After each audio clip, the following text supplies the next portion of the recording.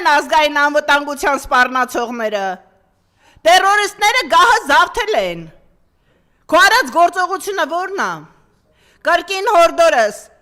բոլոր օրգաններում Նիկոլին վաճառված, նրա բոլոր օրգանները,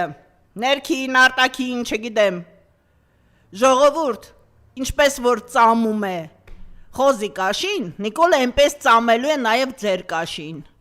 Դրա համար հիմա լավ պարգևավճարներ է տալիս։ Ոստիկանության բոլոր աշխատողները, ձեր արածը ծառայություն չի։ Ձեր արածը